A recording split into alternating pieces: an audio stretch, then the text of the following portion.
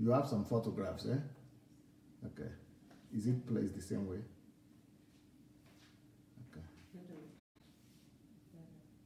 Okay, good. Okay. They didn't come out. Okay. I have to spread this something.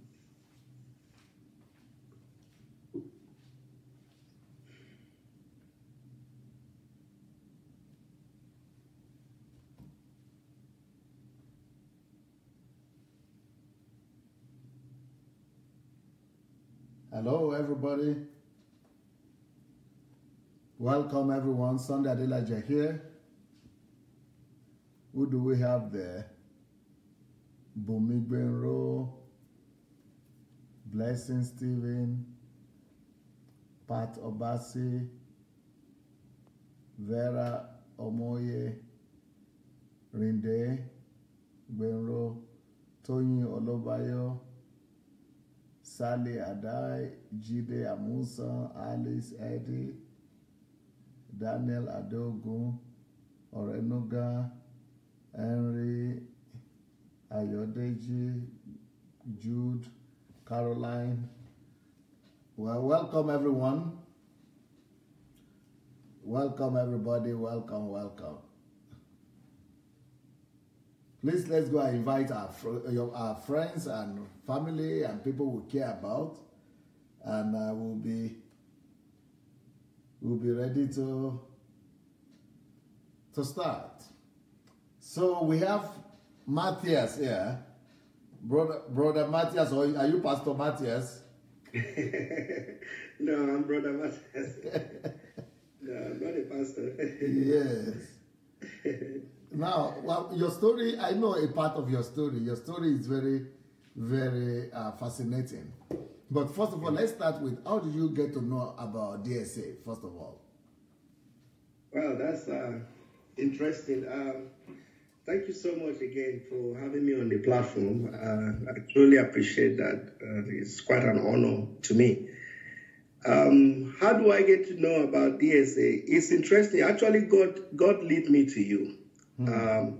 I've heard briefly about you, but nothing has ever attracted me to you until some time ago, I believe 2015, 2016 time frame, that the Lord showed me that I have a leadership responsibility in Nigeria. And I was wondering how to go about that. I started with a coach, tried to coach me. Then suddenly the Holy Spirit dropped in my heart that I should contact you. Meanwhile, I never knew what you did in Ukraine or that is your area. But when I hear the name Adelaja, I always thought of a pastor. That's why I never cared to look it up. But when that came to my mind, I said, okay, let me find his email and tell him my story, because I was not sure what to ask you. You didn't even know much about me at all. God just... No. I've had one thing that I know about you was that because a friend of mine is a pastor, and his vision is to reach, he's in America here, his vision is to reach he's supposed to have a multicultural or all mixed kind of a church. So somehow I think he said you're the only one that has a church with 99% white congregation. So that's how I think I heard about you. Then, so that was really the only information I know about you before then. I've not read your book because I always thought, well, he's a pastor. There's nothing really that was going to attract me to you until when the Holy Spirit dropped in my heart that you need to contact him and tell him your story. Then I wrote you an email, and I was shocked. After, I believe, 2 or 3 days, I got a response from you. And you gave me instruction that actually, like the light went on in my life, whereby I have clarity on exactly what I need to do. And that was the beginning of my journey with you. Why did you say you were shocked? Yeah, I was shocked because, I mean, it's common when you send an email to pastors that are very popular and with huge congregation. It's normally not easy to get a response. You will not even get it, except if someone decides to write you or you get an auto reply. So I was very reluctant, but when I know that that's the only option I have, I decided to try it, and actually it works. So that was. So what were the things that helped you, or maybe my response, because you said they were helpful to you, and yes, maybe it could help other people as well? Absolutely. I share my story with you as far as who am I and what I have done in the community and what God showed me as far as leadership. And you give clarity to it. You actually said my foundation actually is a platform that actually connects to the heart of the people. And you told me to go to your YouTube channel and actually listen and watch about 200 messages at a minimum. So I was saying, wow, 200 messages. So when I got there, I was shocked at the content because it's a huge content. There's so much. And you gave me strict instruction that you need to go series 1, 2, 3, 4. Don't jump series. You at least cover 200 minimum. But it's it's very hard to keep to that because when you look down, you see a lot of good and interesting series. And you feel that, well, when can I get there? I think that's what I really need now. Yes. So how did you overcome that crisis? I fall a little bit because there were times that, well, I followed the series quite okay, but there were occasional moments that I actually jumped, just watch one video or something like that, to have a preview of what I'm going to get to. How many do you think you were able to listen to? Oh, I know I've passed the 200 mark. I've passed the 200 mark. I've listened to a lot. And honestly, to listen, the thing is that you have to listen more than one time in any of the messages out there. So, because it's so overwhelming, sometimes you start wondering, how can I really do this? Because I have a target to reach 200, but there are some of them that are too good. I mean, you have to listen more than one time because there's something unique about it. And each one is very important. Each one is very important. But what was your first impression? It means like you didn't know that something like that was out there, or such a material was out there, or what was going through your mind that this guy, but I thought he's a pastor, but how come he's talking about all these things? I want you to expatiate to us in that sense. Yeah, because I expected, actually, when I share some of your videos with some of my friends, I mean, they were saying, they thought they're expecting like a sermon type of messages. Yeah, that was what I was expecting to. Usually, it's the message you preach in the church that you put it on your channel. That's what you get. But when I got here, and the way you cover almost every area of life, and that is the fascinating thing about the content out there. It covers every area of life. When I got there, I was sharing with a friend. He said, well, that is really a school for you. You just got to stay in that channel and just consume everything you can get there. Everything that is there is so much, and each one is very, very important. So when I saw the diversity in what you have presented, meaning any area of my life, if I need help or if I need more understanding, I know where to go in particular to get that, because it covers everything. So what was it? Because what was it going on in your mind? Were you thinking, okay, is this guy a pastor, or is he an educationist? Is it what was it a confusion? Was it a surprise, confusion, or a discovery? What was it that was happening to you? It was a discovery. Okay. I think it was a discovery for me, and also because I've not read your book before then, so I don't know really what you have or what you carry. Maybe if I read some of your books, I would have said, well, I read his book, but it's like a discovery for me. I said, wow, such knowledge, such insight. You explain things that I have struggled with over the years, not understanding it, and to come and see how simple it is in the way you break down some of these things that, especially, I'll give example, the first series for me. The first series, it's amazing. Love. Amazing because is it love? You cannot love God without loving people. Yeah, that's series 1. That's my favorite series because I've always desired, they say, the life of Jesus. It's about what Jesus teaches. It's love. And if you want to, if you claim you love God, you have to love people. And you elaborate on that. You, just like the series you are doing now for over a month now, it's just so captivating because I think that's the true essence of who God is. God is love. And we as believers, that is really the model we have to follow, to live by. That series 1 was really great. It's a series I always want to go to. But the first series, for me, the first series was, each one is great, but the first series did something to me. It gives me a very good understanding of what faith is really all about. I've been a Christian for over 30 years. What Christianity is all about? Faith. What faith is all about. Faith. Yes, okay. Yes. Because I've been a Christian for more than 30 years, and I struggle with that word faith. Sometimes you don't really understand it. Faith is the substance of things hoped for. What does that really mean? Everybody preaches a different way, but the way you really explain it. The faith series. It's good that you are talking about it, too, because that is one series that I don't hear anybody talk about. That is very fundamental. Maybe thanks to you now, and thanks to your emphasis, people will notice it and, begin to look for it.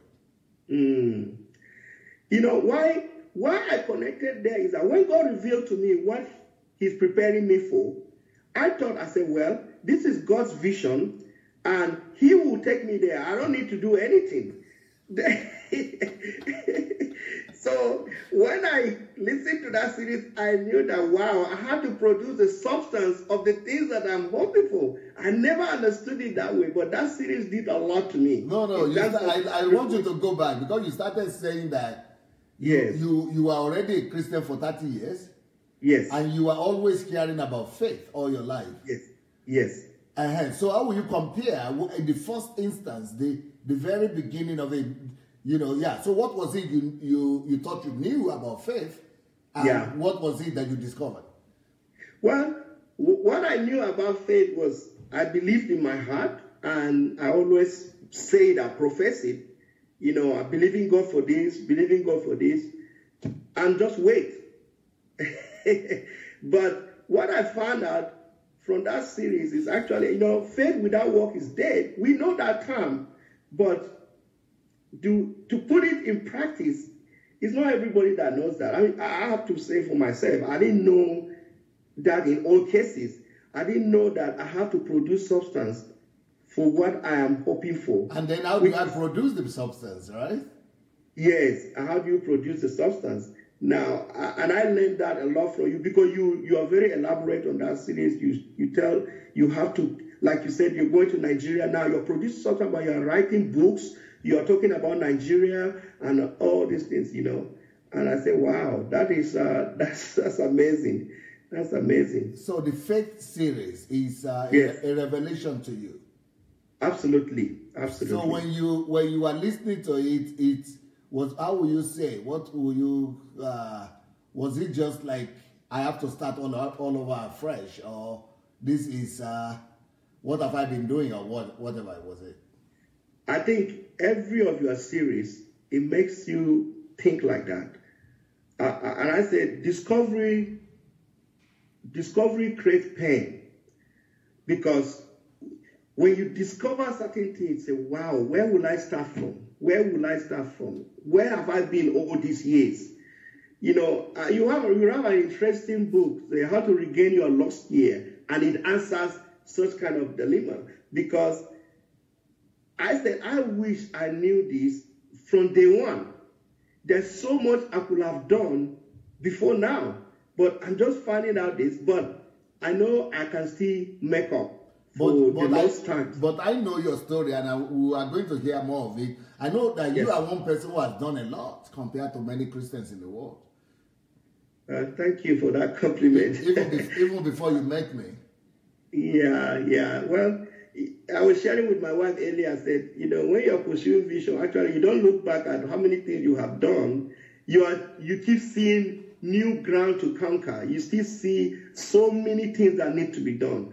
And when I kind of look at my profile, because I created a political profile and list everything that I have done, I was shocked that, wow, in my little life, I have done this much, but I never think about them. I always look at, there are still more opportunities out there. There's so many things to do as far as affecting humanity.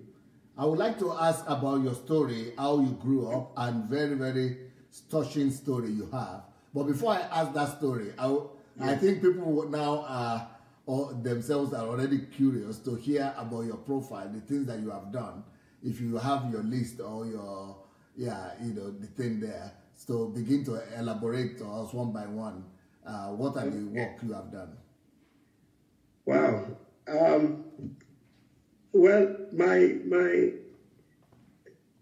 my passion or my calling in life actually is to help the helpless. And I had a foundation which I named it after my late father, Agbu Memorial Foundation. So I had that. The foundation is like a platform through which I do what I do as far as touching lives and also communities. So the primary focus of the foundation is actually reaching out to orphans and vulnerable children. So since inception, which was in 2008 till now, my wife and I, we have been able to help up to 200 orphans with their education in Nigeria. And thank you. With the education? Yes. Is it primary education or secondary education? With secondary and actually a high institution, university and colleges. 200 people? Yes, 200. Even me, I've not done that one. Well, so, and 200 human beings? Yes, with the education. Amazing, amazing. Thank you. So that is the primary focus of the foundation. But we have done even many things beyond just orphans care, because my goal is that I want to see a situation that people think you cannot amount to anything, and to give you opportunity and transform you. So what we do, I call it Orphans Today, Leaders Tomorrow. Meaning we bring you into our scholarship program. We just don't give you money to go and pay for your school fees, but we have you in our system. We have what we call life skill workshop. This is a bi-monthly program that all the beneficiaries of the foundation will come to our office, and we train them on life skills and values and how to become a better person in the society. And my goal is that the way I count that, okay, we are successful in any of these orphans is that if they're able to transition from secondary school to university and actually graduate with a degree. So that's really how we count our success. Even though we have 200 that we have helped, but we are not able to transition that 200 to university or higher institution. So I found out a problem. I said, well, because most of these kids, they go to public schools, and we know the quality of the public education in Nigeria, how it is, especially in the north. So what the vision God gave me now is, okay, I want to start a secondary school whereby I can have all these kids in that school. Now you're responsible for the quality of the education they're going to receive, because they are in your school right now. So now with that, we'll be able to produce a lot of them that will go to university. But because they're not in our school, we don't have control on them. So I try to introduce an after-school tutoring program that during the long holiday, we get volunteer teachers who would kind of mentor or tutor them in some of the classes to help them to be able to pass their final exam to get to university. But I felt the best solution is to have my own school, whereby the school is primarily for the vulnerable children in the society, and be responsible for their education. Wait, Mathias. Yes. Now, somebody who is watching you right now will say, how can you, an individual, one person, Who was giving you the money? Where was the money coming from to sponsor 200 children to school, high school and higher institution? Yeah, that's a very good question. And honestly, the foundation has really been self-funded. We fund the foundation from our little income. You know, we started in 2008. During our 10th year anniversary with my wife, we said, okay, we're going to start the foundation. And we started with 16 orphans. We reached out in the community. We said we needed to help orphans with their education. We had 16 orphans. Now, whatever little income we have, we started with that. Just from your savings, from your salary, from your savings? From my salary, yes. From my salary. And interestingly, this is after you've given your tithe to the church, then it's the leftover, you use it to do that. So what about if you had known what you know now? I could have done more than what I've done. You could have done, yes. Because yes, absolutely. You could have done much more. Yes, absolutely. And you could have even done much more for yourself. Had more savings, because some of those extra money you are now using to do these things, you could have planned it and put in an investment to your own future. Yeah. That's why when I read your book, Money Won't Make You Rich, it broke me down, because I saw a lot of things that I did wrong. But with a good intent, you know, it's just because I didn't know.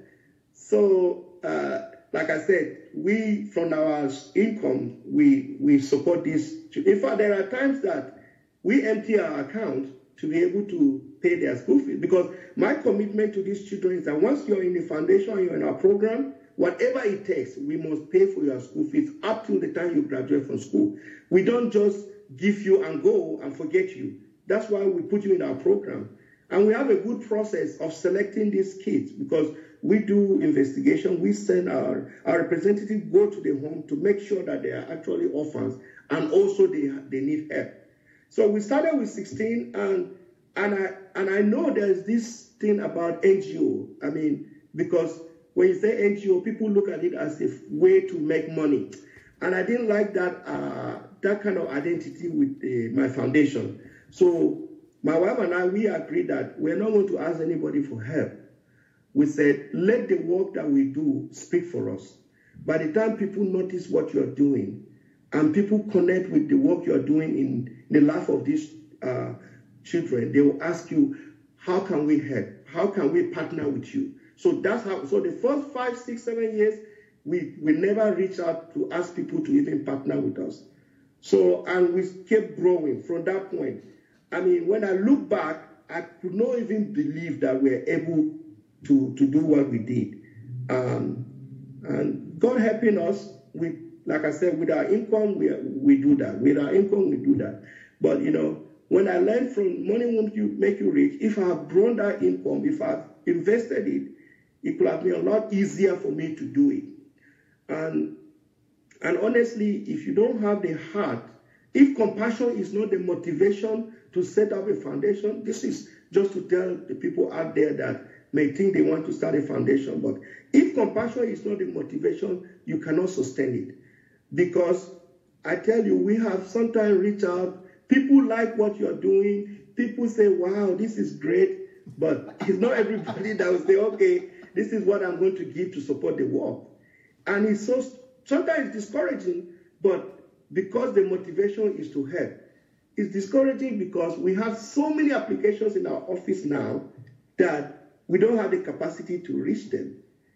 When I went to Nigeria in January, I mean, I got exposed to another dimension of the problem, because I thought I was helping the most vulnerable children in the community, not knowing that even kids with parents, they suffer the most, because orphans attract the sympathy of people. So somehow people help them. But there are kids that I came across that their parents are still alive, but just that the poverty is so much. A lot of them tell me, well, we finished our secondary school, but we're not able to proceed because there's no one to sponsor us. There's no one to sponsor us. and they all come to us because they know we're helping kids with education. So everybody is coming to us. So it's heartbreaking to see that there are real needs out there, but I'm not able to do it. It's just me, one person doing this. It's not just easy to do it. So that's how we have grown. Yes, I know that how did you come across about that compassion? Well, I want to hear your story now. Oh, okay. Yes. My father died in 1994. And I'm the first child of my father. My parents had 6 children. I'm the firstborn. And in 1994, he passed away. And I was in the university at that time. So life became difficult for me as a result of this occurrence, because he has been the one supporting everything that I do, the school fees, the upkeep, everything about us as a family. It was only my dad. Now, when he passed away, I was still in the university in Nigeria, and I have nowhere to. I think it will be helpful if we know who was your dad. You are from Taraba, right? Yes, actually, I'm from Wukari. Actually, Wukari in Taraba State. Taraba is, I believe, is considered northeast, eastern Nigeria, or more closer to Middle Belt, between Adamawa and Benue and Plateau. Taraba is located there. So I was born in Wukari. I grew up in Wukari, actually. My father was a pastor with a Christian Reformed Church denomination. And one of the major work he did in his lifetime was to translate the Bible to our language. So which was Wukari? Yeah, Jukun. Wukari is the name of the city. Jukun is the tribe. Jukun. Yes, he translated the Bible to Jukun. Okay. Wukari Jukun. Yes. So so when he died, life became difficult for me and my siblings and my mom. And I was in university, and I needed to complete my university education. And people came around and trying to ask, how can we help? But somebody here is saying that they know Wukari, but Wukari is not the capital of Tabara now. No, it's Jalingo is the capital of Taraba. Yes, Wukari is one of the major cities it's in the southern part of Taraba. Okay. Yes.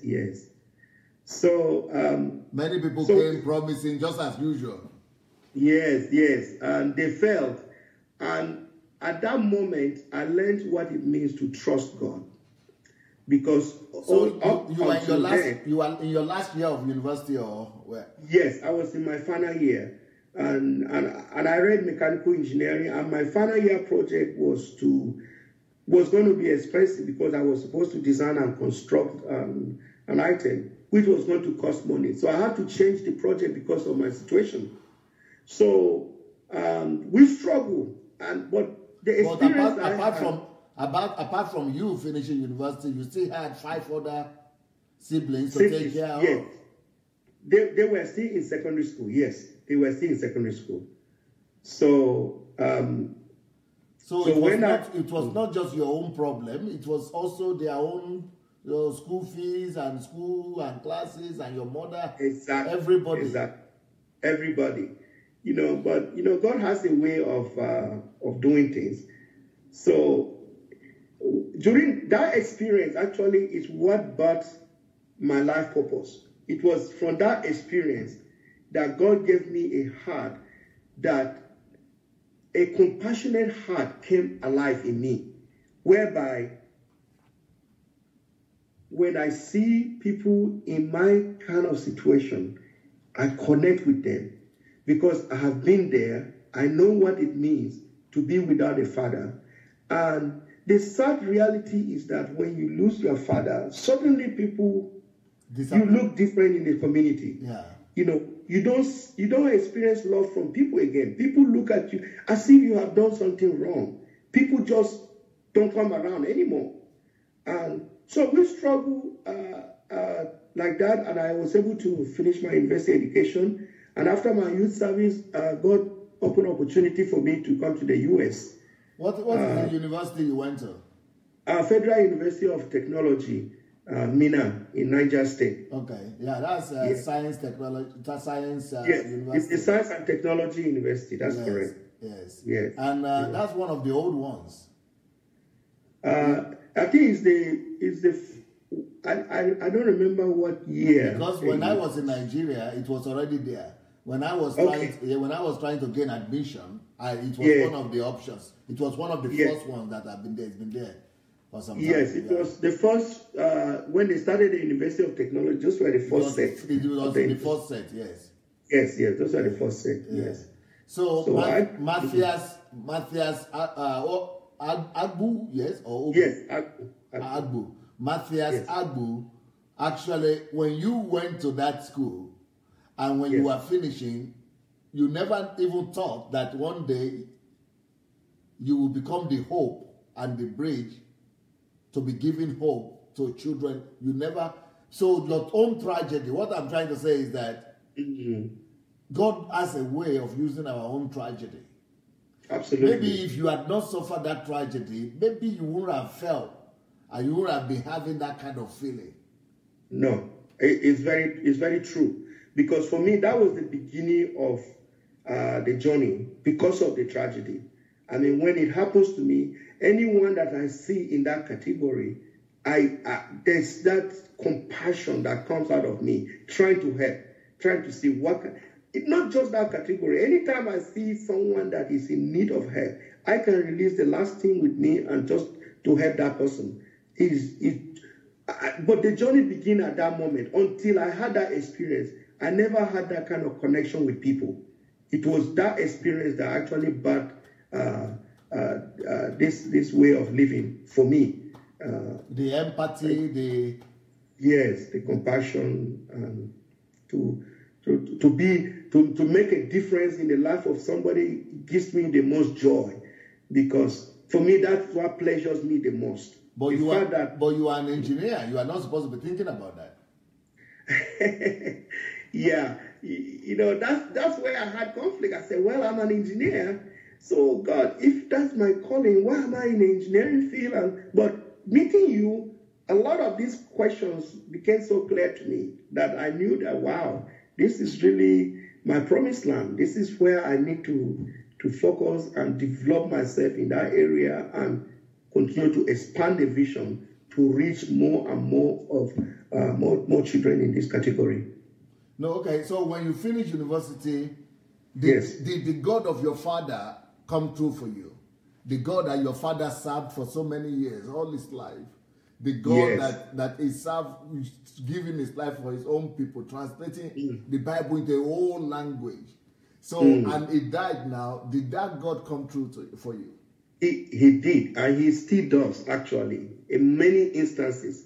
Because through that experience, I mean, after my youth service, I never thought of coming to the U.S. I mean, the opportunity came, and I didn't even want to take it. I said, well, how can I leave my mom and my siblings? Who will take care of them? Because being the first child, I mean, when your father died, automatically you are everyone look up to you. I became the husband to my mom and the father to my younger ones. I took that role. So even though I was not working, but I carried that responsibility. So you didn't immediately get a job when you finished university? No, I've never worked in Nigeria, actually. Immediately after my university, I did the normal youth service. Where was your youth service? Yeah, during the youth service. Where was it? In Ilorin, University of Ilorin. I was there as a lecturer. Okay. Yes, at the University of Ilorin in Kwara State. So how come they will take you as a lecturer? Did you finish well? Yes, I had a second class upper degree. I think anything second class upper or first class, you'll be sent to the university to teach. I see. Yes. Well, how are you able to discipline yourself to study so well? Have you always been brilliant in primary, secondary school, or what? I think I was trying my best, to say the least. I was very focused, actually, right from childhood. I'm one of those child that never experienced the life of a typical child. Like, playing in the street or get. I always tell people that I've never fought in my life, and it's strange to people to hear, for people to hear that. So I avoid confrontation right from childhood. I never engage in fist fighting with anybody, and even in primary school, I was always busy with my schoolwork. I'm more of an introvert, much more to myself. So I was very focused. Really. Was that also part of your dad's influence? Absolutely, because he's one of the values that he put in me is the value of education. He places priority on education so high that, and also the fact that I was doing very well in school, it connects us specially because he always used me as an example wherever he goes. So that he played a role in that, meaning I never stray away, I never misbehave. I think throughout the time my dad was still alive, he caned me only once, and the only time he caned me was when I missed school and I pretended that I was sick in primary school. So when he found out that I just lied, then he caned me. That was the only time. But other than that, I've never run into trouble with my parents. Yeah. So you studied well in primary, secondary? Yes. And university as well. And university, yeah. If you have 2-1. Yes. Second class upper. Yeah, and the reason why... Second class upper in mechanical engineering. That's correct. That's correct. The potential was there to even get the first class, but there is this thing in Nigeria, then they say, well, if you have a first class degree, you will end up as a lecturer. But I said I didn't want to lecture. I wanted to work for the oil companies. So we decided to make sure you don't need, second class is second class. No matter your GPA, if you fall within that range, you're okay. But if you push for first class, nobody will hire you. You will end up in the university as a lecturer. So that thing was going on. So that was actually dampening your effort because they say, well, I'm already comfortable with the GPA I had, that I don't need to push much more harder. But I realized that was really wrong. Where I was growing up, it is the opposite. You are always told that you must get first class upper. First class. That once you get first class, that you will never need to look for a job again in your life. Well, that's, I wish we knew that. Because let's say, well, first class, you end up as a lecturer. Nobody is going to employ you with a first class degree because they would think you're more of a research person, that you end up in a university to teach. So, and I didn't want that. I wanted a good job with the oil companies. That's what every engineer in Nigeria would always look at. That's your ultimate. You want to work for the oil company. That was how we were influenced. Then you went to Ilorin. What school in Ilorin? University of Ilorin, the mechanical engineering department. Wow, that's an old school too. Yes, it is. Really old school. And really you are teaching there. What year particular were you there? I was there 96. 96. Yes. Okay. Yes. And you taught there during your youth call? Youth service, yes. And so what then happened from there? Well, then during the youth service, I had an opportunity to participate in the U.S. Diversity Visa Lottery. And I was also selected. Is it green card? Yes, there's this lottery that I think they don't do it for Nigeria anymore, but they have this program, the U.S. Diversity Lottery, where you automatically get green card when you come to the U.S. So that was how I came to the U.S. So how are you led to do that? Actually, it's an interesting story.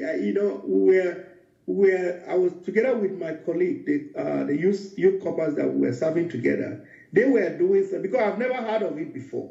I've never heard of the U.S. lottery visa before. But they were filling the form and they were telling me what they were doing. I said, oh, what is this about? So they explained it to me. I said, well, the only thing that it will cost me is just a stamp. So I decided to give them a full photograph. I didn't even meet the requirements because you're supposed to give a passport. But I gave a full-size photograph. I put it in an envelope and mailed it too. And the three of us, the three of us that did it, two of us got a response back. Even when I got a response back, I was very reluctant about even pursuing what kind of response that you were given? Yes, that I was given. Yes. Because where I come from, as of that time, we only have like 2 people in the U.S. So there was not too much awareness or craze about going to the U.S. So it's not like, oh, you are really pursuing to go overseas, because a lot of northerners are not overseas. Not too many northern Nigerians are overseas. They are not crazy about like the Westerners or like the Easterners who are crazy about, at all costs. Who are even going to Libya. The northerners are even closer to the north, but the southerners will have to go to Kano, to the north, and then from there go into the desert to Niger. Yeah. But the northerners are close, but they don't even do that. Yeah, that was not there. It's true. So I didn't have any zeal or passion that, oh, I must take up this opportunity. Then during that time, I was still dating my wife, and because I said I don't want to be far away from my family, because I'm considered a head now. If I go away, how would they? Well, and then she just mentioned to me, say, well, you don't know, maybe God is using this as a way for you to even help them much more. But she was not selfish, because selfish lady would have said, you want to leave me? No, don't leave me. Oh. No, she didn't do that. Yeah, we were still dating, or we were engaged at that time. But she said, okay, just do it. Then I did it, and it turns out to be true. It was because I got here, I was able to actually help my siblings and my mom. Then after I got here, a year or 2 afterward, my mom passed away again. No. So, yes. So my mom died. Then my siblings are there by themselves. So I was really saddled with much more responsibility again. But thank God I was here. I was able to. So how did you survive in the U.S. in the first years? It was rough, actually. It was rough, but God helped me, actually. The first few months, it was hard to get a decent engineering job. I run into the challenge that you have a Nigerian degree and you hear all kind of advice. But it was rough for just a short time, not too bad. Then after that, I started working. Did you have people to receive you, some relatives? No, actually, I started off by myself, because when I first came, the first 3 months, I stayed with a student in his house. They were sharing an apartment. So the first 3 months, I stayed with them. Then I was able to save up little money. Immediately when I got to the U.S., the change I have left, I sent it back to my mom in Nigeria for them to take care of themselves. While I tried to struggle to sort myself out in the U.S. What was your first job in the U.S.? Actually, McDonald's? No, not really. Maybe I'm one of the lucky ones. I didn't start off too bad. I worked as a technician in a textile company. So I was an operator. It was not really an engineering job, but it was a technical job. So I was an operator. You saw the advert somewhere or what? Yes, I actually went through an employment agency. So they saw my background, and I didn't have any experience. I just have a degree with no experience from Nigeria. So it was so hard to sell myself. But people with experience, it's easy to get a job then. But I started as an operator, and from there I start moving up, start changing job, and that's how I've grown for the last 20 years, actually. Okay, so you started changing different jobs, but yes. But later on, you all the same landed the oil company that you were dreaming of. Yes. After how many years were you able to land that? It took me. That's the last 10 job I was in the oil and gas. Before then, I was in an industrial gas company. So American Industrial Gas Company? Yeah, yes, it's an atmospheric gas company. They make oxygen, nitrogen, all the atmospheric gases. So I worked there for 3 years, but then I had my master's degree. So that really gives me a lot of opportunity. You went to, when you were in the US, you were able to do your master's there? That's correct. I had a master's degree in mechanical engineering again, because I needed to be competitive. I felt that having a Nigerian degree alone might not be enough, because I needed to prove that I can actually be competitive with the people that went to school here. So after getting that degree, it became easy for me to really move up in my career. But the experience is the key, because it's not really where you get the degree. If you in engineering or science, if you have the experience, it doesn't matter where you get the degree. Companies will be attracted to you based on your experience. Yeah, but a lot of Europeans and a lot of North Americans, especially Canadians, they don't like to do degree. They just do professional courses. Yeah. And experience. They finish secondary school or college, that's all. Yeah. Maybe they don't need to, because, when we Nigerians, we come here, we want to survive, we want to get a good job and make a good living. So we believe that education is really our leverage, how we can penetrate that. It's easier for them to get a job, unlike you that come from another country and you don't know anybody. So education is really the tool that you can use to at least get to the door, so somebody can talk to you. So for them, maybe there's no need. Where was the last place you said you were working? In the oil and gas company. It's right here in Houston. What company is that? FMC Technologies. This place you are working, this place where you just finished working now? Yes. Okay. I thought you were I thought you were working for, is that oil company? Yes, it's an oil servicing company. Okay. Yes, we do work for the oil companies in themselves, like the Shell, Mobil, ExxonMobil, and the operating companies. Yeah. So my expertise is in that area, because in what area? I'm a subsea controls engineer. What is it? Subsea controls engineer. What does that mean? What do you do? Well, let me put it like this. Let's say you go to offshore, you drill for oil, right? And you do that at like maybe 10,000 feet below the ocean surface. Okay. I mean, it's not practical to send a human being to that level. You can't survive there as a person. Okay. So you have this arrangement of valves. They call it Christmas tree. They put there at the bottom of the ocean. Now, how do you get the oil to the surface? You need some control system to be able to control the valves that are 10,000 feet below the ocean surface to the bottom of the sea.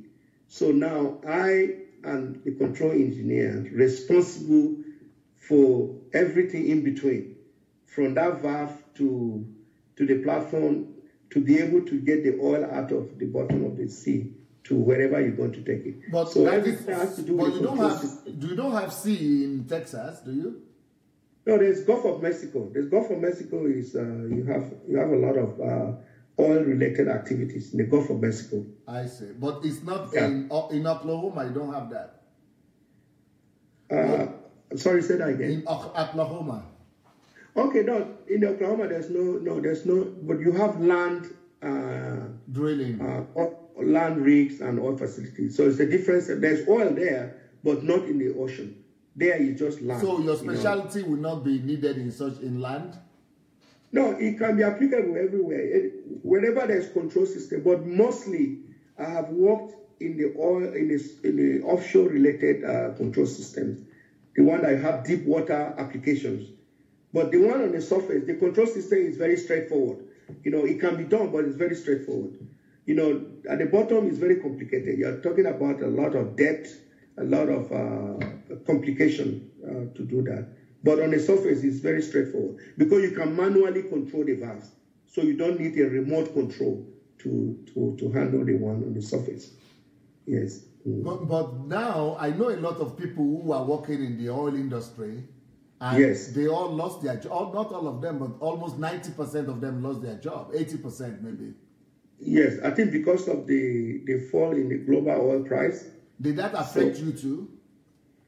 It did. But what I have done with that is that I have packaged myself as a consultant now. Okay. Whereby, because I have over 10 years experience already, and I believe that I can offer expertise service to whoever needs it, instead of going back and be an employee. I mean, also reading from your books and learning from you, I see where I have added so much value to myself, and I need to be able to give out and charge for that instead of the employee mindset.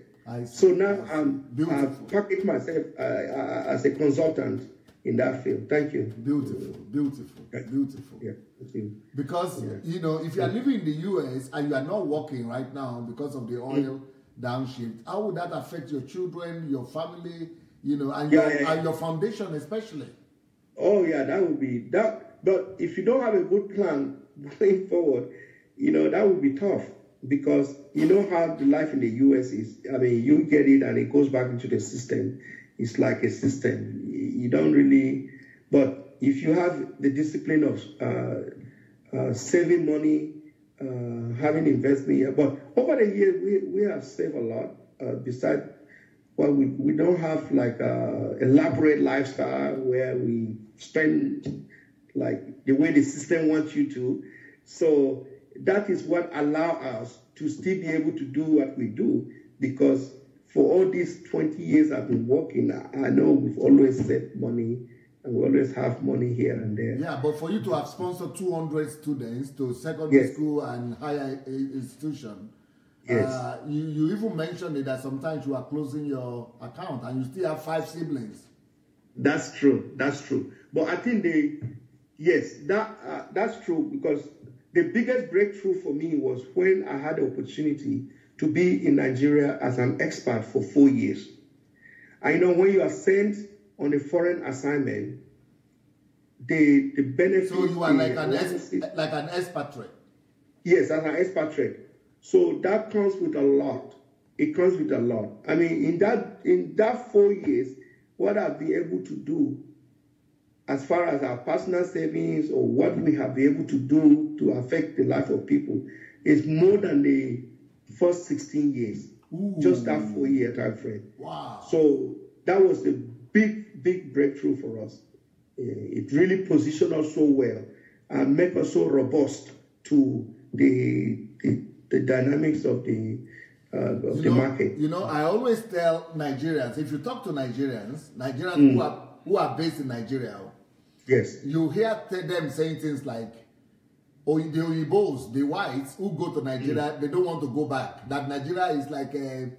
It's true. Yeah, that Nigeria is a place that is so, you know, blessed, or they like Nigeria or something, but they don't know that the incentives that those Oyibos have to be given. No Oyibo want to live here at all. Nobody. Yes. I mean, even here in Ukraine, Ukraine is not even as good as Western Europe or America or Canada. Still, nobody wants to leave Ukraine. For you to convince them to go to Africa, they have such a...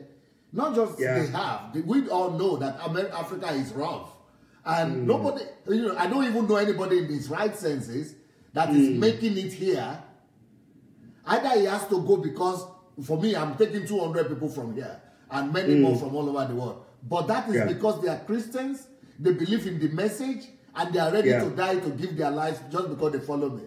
But to go and walk, to go and... even companies, for you to entice them to go, you have to pay them 3, 4, 5 times more than you are paying them here. And that's what you are talking about now.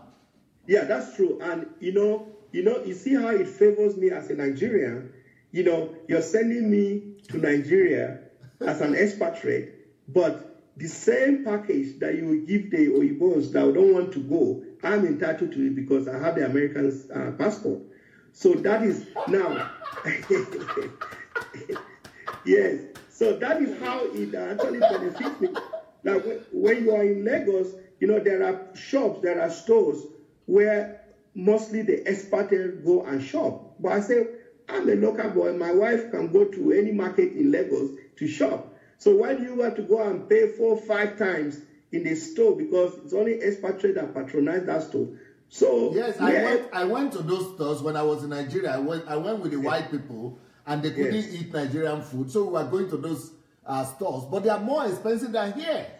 Very expensive. Like 2-3 times, expensive. and I'm saying, how can they be selling these things 2-3 times the cost here? Yes, and Nigeria is a poor country. Nigeria is a poor country where they don't have money, and this is where the thing is up to 5 times more expensive than where in Europe where they have money. That's true. Because they're targeting the expatriate community because they know that they make a lot of money. They give them a lot of money. But now, we are wise, we are Nigerians, so I can't go to Nigeria and be patronizing the stores that are meant for expatriate, even though I was an expatriate. So, through that, that's how you save a lot of money. You don't have to spend like an expatriate because you are in your country, you can cook, you can go to the open market and shop. You don't have to go to a special store.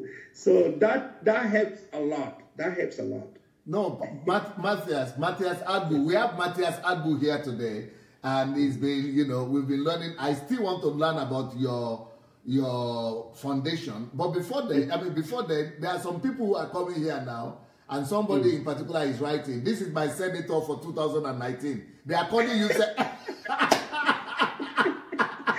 They are already recognizing you as a senator. So some people know you. Yeah, some people know you here, and they are already clapping for you, and urging you on. Tell us about that. Oh my God. Well, like I said earlier, that how I got to know you was because God actually revealed to me that He has a leadership responsibility for me in Nigeria. I never wanted to go into politics. I never wanted that, but I love what I was doing with my foundation. My interest and passion is to continue to impact lives. I've done a lot through my foundation. Besides the orphans, I do a lot of youth empowerment programs. And I heard that you bring communities together, even communities that were not friendly. Exactly, because I organized a football tournament that actually harmonized. Where I come from, we have a lot of crisis between the Muslim and Christians. And when we travel home in 2016, that is the hotbed of the crisis. That's Taraba and other places like that. Yes. So I saw the devastation as a result of that crisis. My heart was really pained.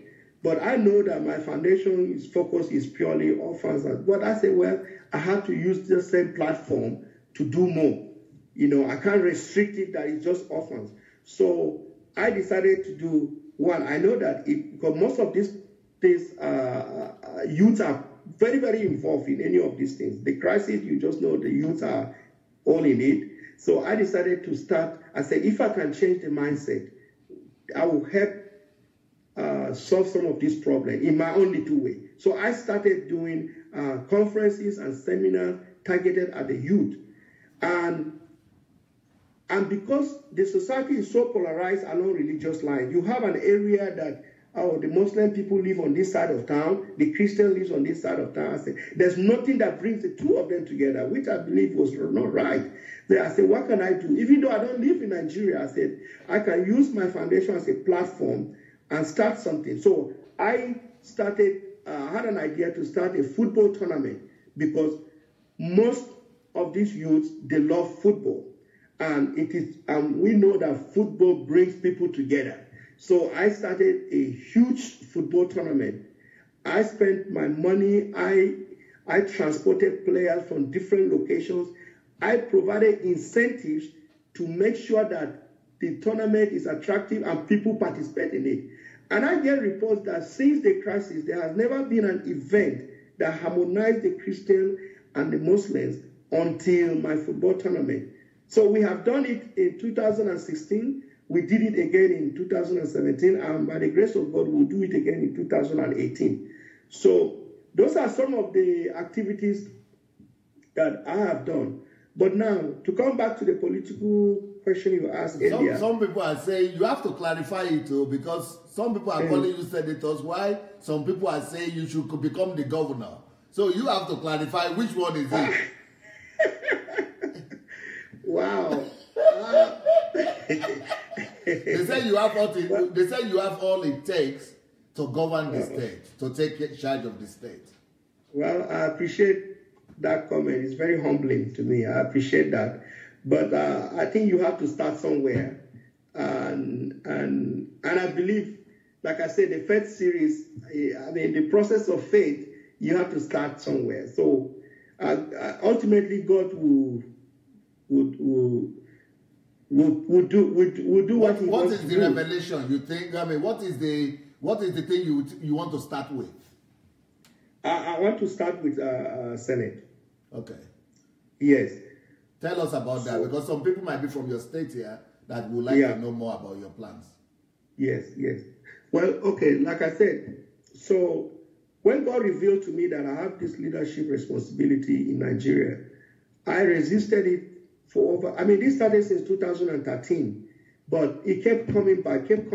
Then 2016, that's when I got in contact with you. Actually, 2017. But now, it became so much that I have no choice. It dawns on me that this is a responsibility. It's not whether I like it or not, or I want to do that. Because deep in my heart, I don't want anything to do with politics. But it dawned on me that if you really have a good heart, you have a compassionate heart, and you are given a political position as a tool, you can actually do a lot to affect the life. Because when the evil reigns, when good people run away from places of responsibility, when good people are not acting, that is why the bad people take control of the government. That's correct. And I never realized some of this until I started learning from you, honestly. Because I was just looking at it. Well, politics is so complicated, and I don't live in Nigeria, even though I do most of. But I didn't know that everything I've been doing, God has been helping me to do what I've been doing, because ultimately my heart is at home. My heart is with the people. I see a lot of wrongs that is being done to the people. And I see so many, like when I went home in January, I mean, I have not recovered from what I discovered because of the enormous problem that people are dealing with. And some of these problems are simple to solve, but they have no one to go to. Okay, so anyway, I jumped. So I decided that, okay, I'm going to get involved in the political system. I said, okay, where do I start? And I believe I had a chat with you. And I said, okay, let me start to contest for Senate. So that's what leads to this. So yes, I'm going to contest for election from 2019. I've actually started the consultation. I have reached out to so many people, the elders, the stakeholders, the youths, and the feedback is very, very positive. But we know how complicated the Nigerian politics is. Everyone say, well, you have to have a lot of money, or you have to have a godfather. I say, well, I only have God. I don't have anybody bringing me into politics, but I know that He put it in my heart to get involved, to be able to help people. That's all I have. But I don't allow that to deter me, because I know that God is involved. I remain focused that He will help me along the way. And He has been helping me with minimal input. I see the effect is so large. So that is really where I am now. I'm going to contest for Senate. For you to contest for Senate, you have 2 senators, right, from your state? I think we have 3. We have one in the central, one in the northern, and one in the southern. So I'm in the southern part of Taraba State. From every state, is 3? Okay, 3 per state, yeah. Okay. So you have 3. You are going to be contesting from the southern part of the state, yes. So, but how, you will, how will you address the situation? Oh, you're already addressing it. What will be your own attitude or response to this herdsmen and crisis and the Muslim Christian crisis, all the thing? Because a lot of Nigerians, especially Christians in the south, they are just aggressive, and they go and kill them, go and fight, go and do this. What would be your own attitude to resolving this situation, especially if you are going to go into politics also? What is your own response? That's a very good question. And honestly, I think my response, I would look at the situation the first thing I would do is we have to approach it maybe differently, get people to talk, and I think the absence of love, like you taught us in one of the series you are doing now, I see there's a big problem of love in Nigeria. There is no love, and I think the church has to do something about that as well. I'm a Christian, so I have to talk from that perspective. The church has a lot to do with that. But to address the husband crisis, I think it's good to sit down and look at it holistically and actually try to come up with a solution. Because now it's about this person fighting this person. There's no any forum where let's talk. Let's see what can we do to get out of this situation. But I think we have to talk. So I support your position that even if some people, like some Southerners are claiming, how can you talk to somebody who is killing you? But everything has to be done in dialogues. We've got to listen to the other side as well. We've got to give people benefit of a doubt. Exactly, because you have to talk. I think that's the starting point. We have to talk and understand each other and come up with a workable solution. You know, I'm not saying that, oh, this is the best or no, but it's something that the two parties have to sit down and talk. You know, I think that's the starting point. Because all those people, both the Muslims and the Christians, are all your constituents, are all your, you know, what do you call exactly. It? I mean, personally, my mother's side, I mean, I have a lot of relatives that are Muslims. I mean, when I go to Nigeria, the person that drives me is my uncle, and he's a Muslim. So I grew up in that environment where we really relate. So, but when I left, all these things happened after I left Nigeria, because I still don't understand how this problem came about, especially in my community in particular.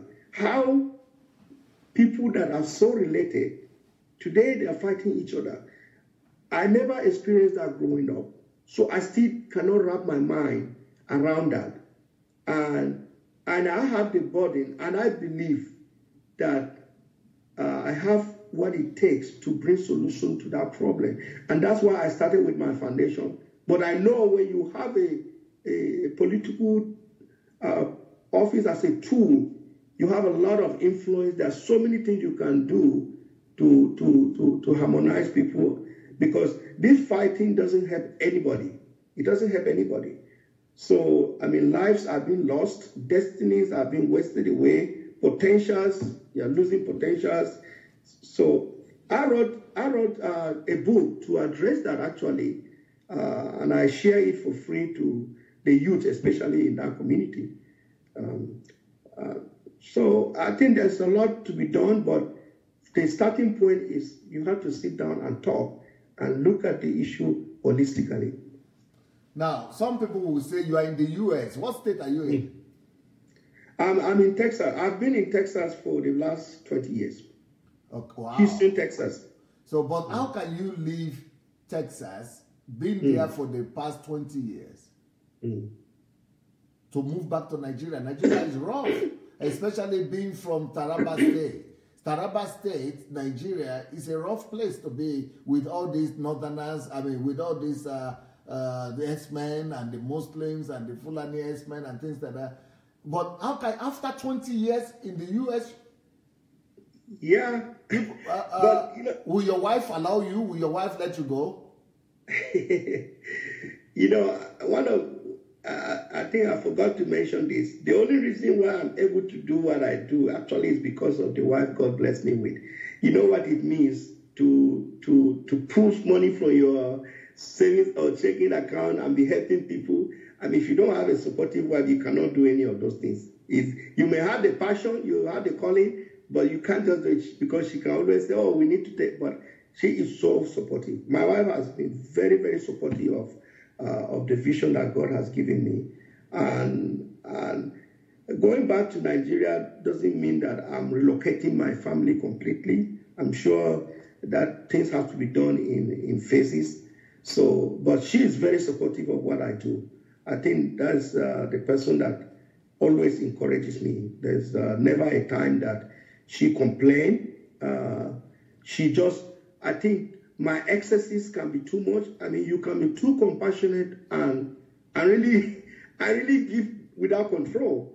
But I think sometimes she helped me in thinking through what I do. So I mean, having lived here for 20 years, it doesn't look like, okay, it doesn't mean I've not been going home. I've been so connected to home. I visit home like every year. So I'm very connected to my community in Taraba State. So it's not really, to be honest with you, even with the comfort here, my heart is not here. My heart is really at home. Even with the comfort here, my heart is at home with my people. Because I feel that I have solutions to some of the complicated issues that they deal with every day. And I see absence of love at home. Because some of the cases that we are confronted with in the foundation, it amazes me that some of these kids, they have relatives that are doing well, but no one can even think of intervening. And they are sending them to us because we are helping people. So instead of you to help that, you're sending it to the foundation. Oh, this foundation is helping. But some of these issues are not, I mean, you're talking about 10,000 naira a term. It's nothing. I mean, there are people that can easily spend that just over breakfast or lunch somewhere in Nigeria. But that's what it takes to put someone in some of the schools. It's not much. But people only think of their children. Where I come from, growing up, I mean, I can't even think of anybody that say, oh, he's helping people outside his family. It's not common to find that. No, where I come from too, everywhere. The first person when I was growing up, I come from Ogun State, was that when I was growing up, the only first person I had that was helping people who don't belong to his community was, okay, because I know people like, we had people who are helping the people in our village, but we come from the same village, so so to go and help somebody in another community would be seen as strange. Yeah. So the only first person that I had was doing that was Abiola. Yeah. MKO Abiola. Yes, we come from the same state with him. So when we hear that he's invited to that place and he's giving money, even me, when I was growing, it was so strange. So it's a strange concept in Nigeria, no love. Yes. It's the biggest crisis we have is that no love. In fact, love is strange to us. The idea of love, just to go and help anybody that you are not related to, that is not your relative or anybody like that, is a strange concept. Go and just be doing good to any community. If even the Abiola thing, people said it's because he had a political agenda. So people will always have an excuse for it. Of course, they will do that. I mean, they say that about my foundation too. They say, oh, you've been doing this foundation so that you can get into politics. Of course, you hear those kind of statements. But, I mean, it depends on who is saying that, because I see them as shallow-minded people if you say that. Because the way I respond is that, well, then that's a good thing. Let everybody that wants to go into politics do that. But the end is that about 200 kids will be able to go to school. So that is something, even if you are doing it for politics, but look at the results that we are producing, that we're able to help these children go. And you are not using political money. You are exactly using your own money. I've never held a political office. It's my heart, and you know, in America, you don't have free money. It's every money you have is what you work hard to earn it. So, and you know, I've been doing this, but I do it effortlessly, and I never think about it. I have intervened in cases that I don't even know the people, but I heard there's a problem here. I decided to intervene. I have one of these, I call it a star beneficiary. His father died when he was 9, and his mother had been blind all her life. And this boy, he takes care of his mom. He learned mechanic trade. He works as a mechanic, fixing motorcycle to take care of his mom. But he wanted to go to school. So when he finished his secondary education, he struggled so hard. He got his result. He wrote JAM, but the problem he had was no one to pay his tuition. So we finish up, because usually when we do our foundation enrollment, we go through our process. When we finish, then we release the scholarship today. So we have done all that. Then he contacted me on Facebook. He said, well, this is my situation. I really need help. Then I said, wow, we just finished our application process. But let me send one of my volunteers to go and investigate the story. So they went and sent me information about him. I said, wow, no, whatever it takes, if this boy with this kind of situation, he can still have admission letter in his hand. The only problem, he doesn't have school fees. So I said, I will make sure I pay 100% of his school fees. So that's how he got to university in Ukari. And today he graduated with a second-class upper degree. No, he's graduated. Yes, he graduated. He's graduated. He's actually a volunteer in the foundation now. You know, that kind of story, I mean, to me, is the best story of all. The fact that I'm able to come in. Imagine there was no intervention. That's how he would have ended up. You know, last year, we had one of our beneficiaries too that we helped. He came to the foundation. He got admission to study physics in the university, and he needed help. So we took it up. And last year, he graduated with a degree in physics, first-class degree. No. He had a first-class honor. Yes. No. Yes. He just graduated and he's doing his youth service now. So some of this success story, it keeps me going. It inspires me to do more. Because I just imagine that if I had not intervened in this, there are many. These are just two that are very outstanding that I wanted to share. This boy has a first-class degree in physics. And I said, this is somebody that maybe couldn't have made it even to the university because there was nobody to help. There are so many kids out there in that situation, especially in where I come from. Because most people, they work for the government, there's no money, people are struggling. I mean, but even the people that have it, to have the heart to reach out to people in the community, they only think about their children. They only think about their children. And there's so many needs like that out there.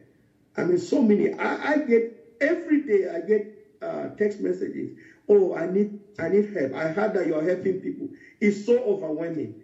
And it grieves my heart that I'm not able to do everything. But that is the reality. But our success story really is what motivates me and keeps me going. You know, I feel like keep doing and doing because at the end of the day, now I can see that. So I look forward to having my own secondary school that will have all these underprivileged kids and train them in values, train them in life skills, and help them get to the university and they graduate and become leaders in the community. For me, that is really the dream come true. I want to do that. What about your siblings? Are they surviving? Yes, they are doing fine. Actually, that's interesting you asked that because I actually finished with my siblings before I started the foundation. Meaning, I put them all through school. I mean, those that have degrees, I paid for their school fees. They graduated. The ones that got married, I helped them got married. So we took care of them before I even started the foundation. And your wife was all along? Oh, very supportive. Very supportive. We did the same with her siblings too. Her siblings too, we helped them through school. So I want to ask something about your wife.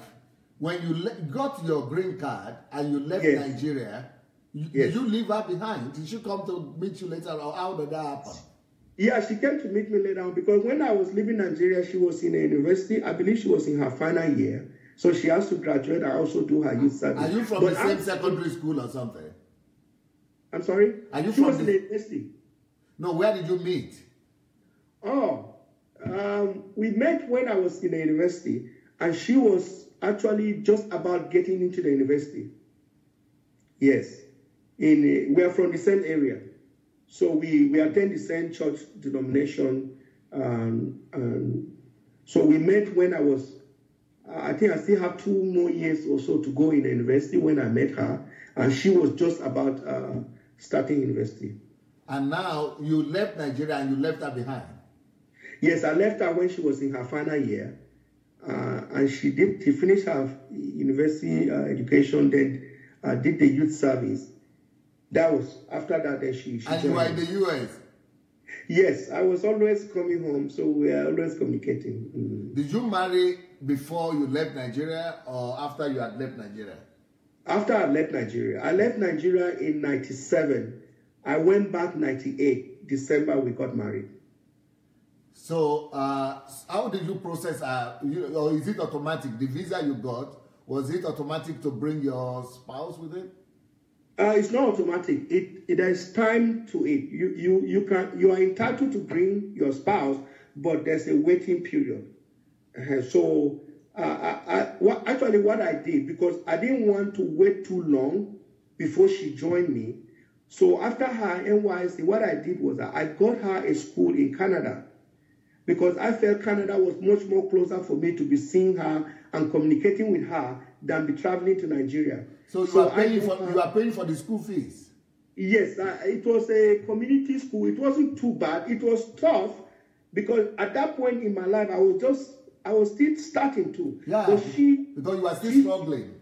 Yes, I was still starting, so that was not. But she's a very understanding person. She understood so well. It was okay. We were able to manage the hardship together. I don't know. Somebody told me that the best Nigerians are the middle belt Nigerians. That Nigerians but that is where we have more crisis for some reasons now. But they say they are the best Nigerians. The Taraba, Adamawa, Plateau, Yobe, Benue, that they are the best Nigerians. Now, I've heard that from the Southerners a lot. Okay. And that they are the best Christians also. The Northern Christians, that they are the best Christians. So, but now, also, I'm hearing that they are the poorest. That somebody went to Taraba and Yobe from here, and he said everybody that is complaining in the South should go to the North. That there is no problem in the South at all. That if you go to Yobe, especially Taraba, that people are so much in need. Yeah, it's true, because most of the people there, the people that work, it's only government jobs. That's what I heard, that it's only the politicians and government civil servants. Yes, the politicians are the wealthiest. Actually, that's the truth. You don't find a wealthy businessman in that area, except maybe he lives in Lagos or Abuja, but within that area, you don't find that. Because there is a misconception in the South, and this is so bad, and this is one of the greatest deceptions in Nigeria, that the Northerners, and they can't they will call you, even people like you, Northerners, and they will say, they will say, Southerners say that, they will say North is our problem, Northerners are our problem, they have taken all the money of Nigeria and something like that. But when you go there proper to that North, you will see that there are even people are suffering, that they have less opportunity. They are in the same Nigeria, but they are, in fact, I was talking with some of the Biafran people, and the Biafran people are the violent Nigerians that want to go out, and they feel that they are being, what do you call it? They are being marginalized, yes. They are being marginalized. And so I said, let's be truthful. I went to Kaduna myself the last time I went to Nigeria. And I will tell you who is being marginalized in Nigeria. I think that the Northerners, the ordinary people, you will not even say, go to the villages in the east, you will see the houses, and you will know that they are the privileged ones compared to the ordinary people in the northern Nigeria. And the guy had to admit, he said, yes, I grew up in the north. He said, yes, because in the north, the poor people are really poor. So I said, what are you then complaining about? Why are you talking? Even in the West, people are complaining against the North. As if the Northerners want to rule forever. They want to, what kind of rule? When people don't even know what it is. Maybe we should just talk about the cabals of the rich and poor. That is the only thing I think we should talk about. I think so, yeah. I agree. You saw, those in power, mostly the far north, it's more like cabal, but that wealth doesn't go down to the ordinary man. People still suffer. I mean, you don't, like you say in the East, I've traveled sometimes some part of the East. You go to a remote village where there are major mansions in the village, but you don't see that in the North. I mean, you still see people living in the hut, And you see poverty. Actually, you see poverty everywhere, and it grieves my heart. Like when I travel home in January, I mean, I kept saying that things have not changed, things have not improved. You know, you see poverty right there. People you have left for a long time, and you go back, no improvement in their life. So, but the unfortunate thing is that it's the politicians that have the resource, but that doesn't go down to affect the life of ordinary people.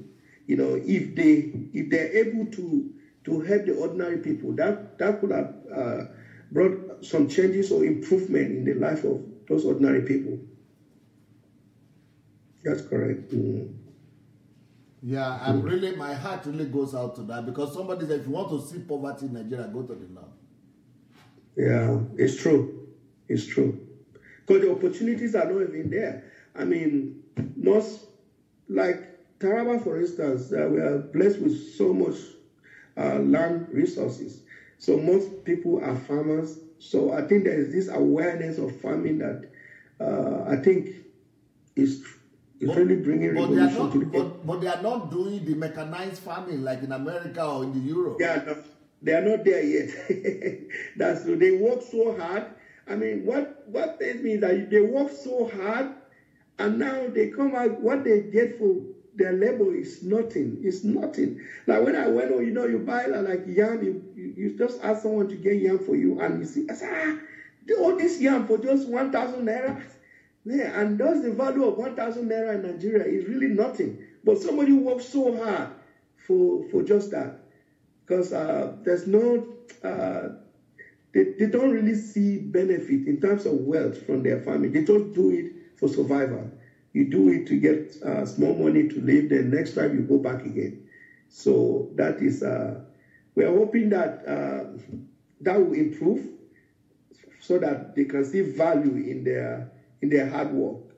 You know, and the good thing I saw recently is when Muhammadu Buhari, the president, went to the north. I think he went to either Sokoto or Adamawa or somewhere in the north. And when he went there, I was so happy to see all the young people welcoming him, which means people are still hoping. They are still hoping. They are still hoping. Yeah. I see there's so much hope. People are really hoping for, I mean, they are hoping for something good to still happen. They are looking forward. Yes, there's so much desperation. There's so much expectation. People are hoping. Yes, they are hoping for something different, something that will happen in their lives, because they have suffered so much. They have suffered so much. It's just they are hoping. They are hoping that things will happen. And I mean, it's quite sad. And that's why someone like you must go back. Yes. What can anybody who is watching now do to help your foundation? Well, definitely. I mean, there's no way. Can you tell us the name of the foundation again? Okay, look at the Facebook or your website. Okay, the website is actually Agbu Foundation. My last name, foundation.org. Okay, AGBU Foundation. One word. Yes, agbufoundation.org. That's the website. But we have a Facebook page as well, but the Facebook page carries the full name of the foundation, which is Luka Agbu Memorial Foundation. I see some photographs here. Yes, it's all our events are captured. What are you distributing here? Okay, I'm not sure what you are saying. Okay. I see a black bag. Okay. Yes.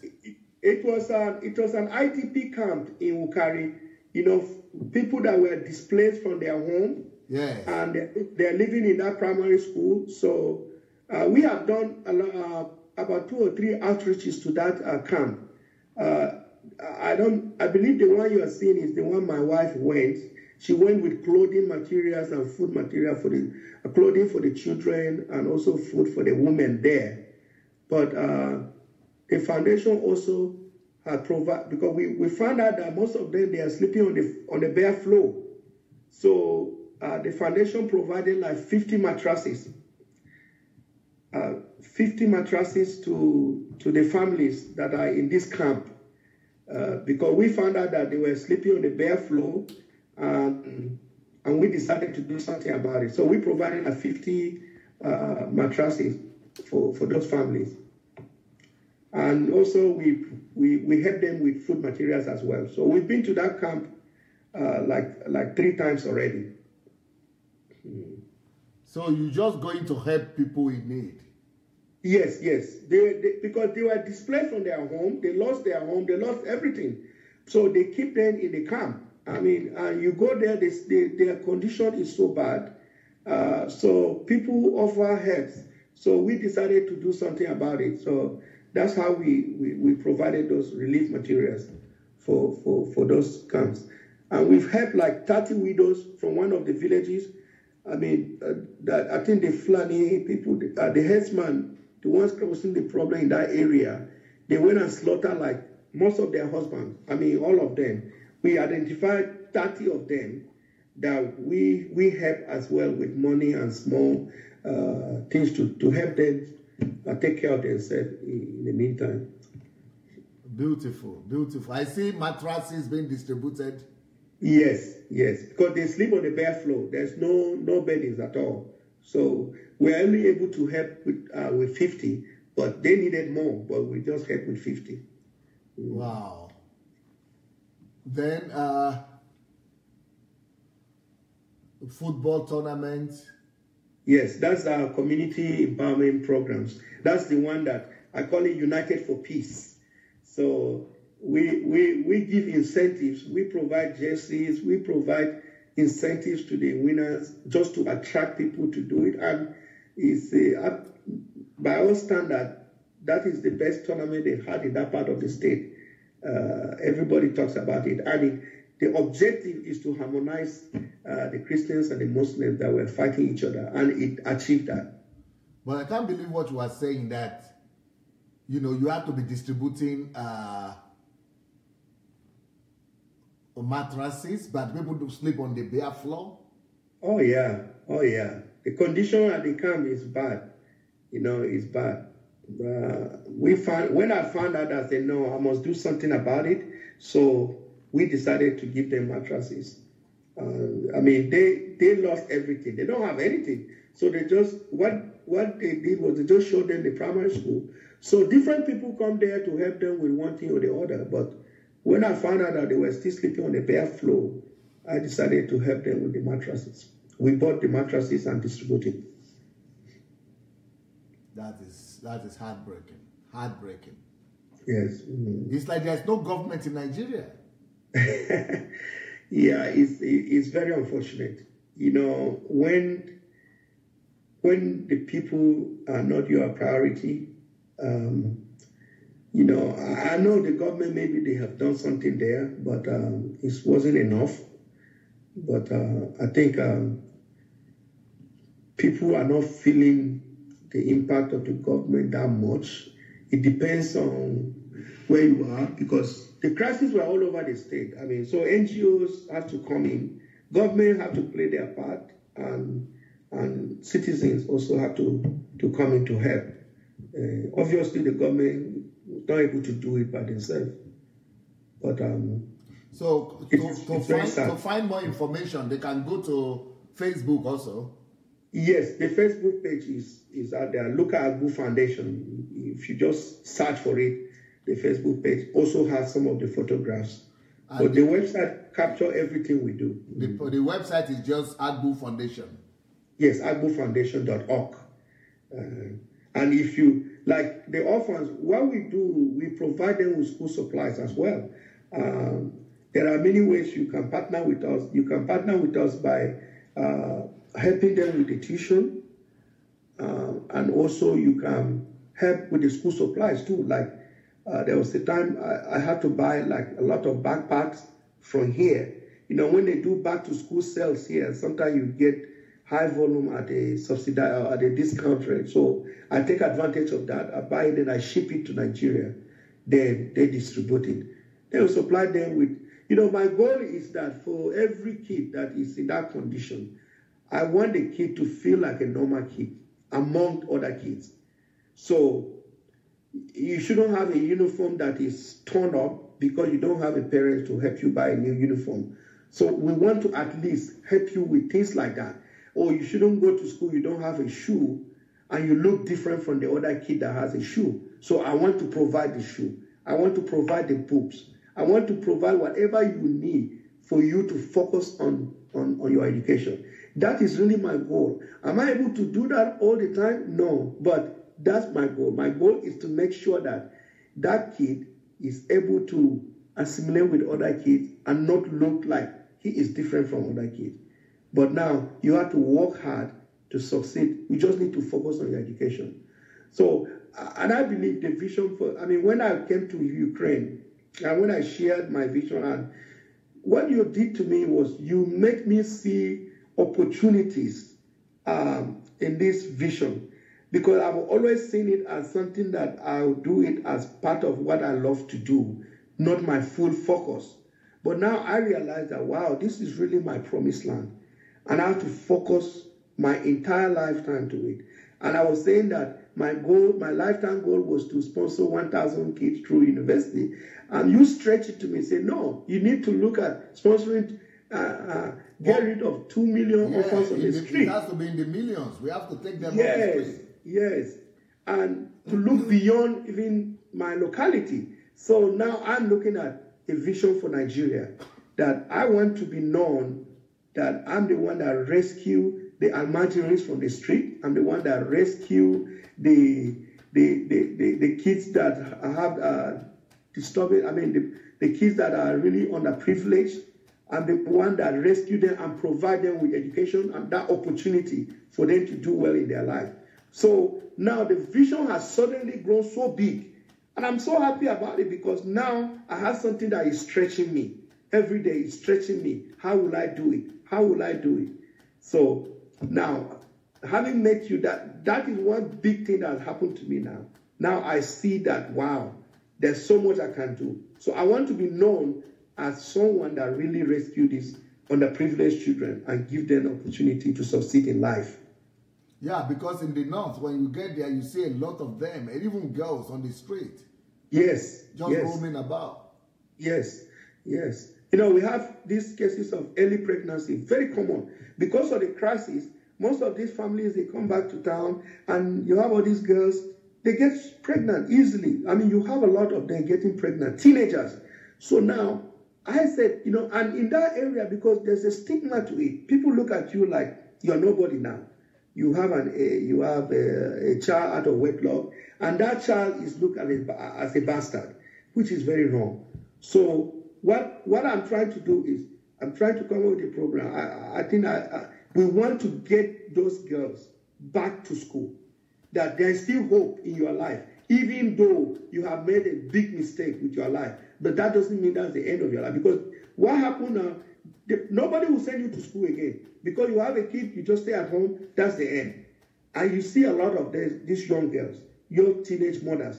So I want to be able to bring them back to school. I want to give them that opportunity that they can go back to school and better their life.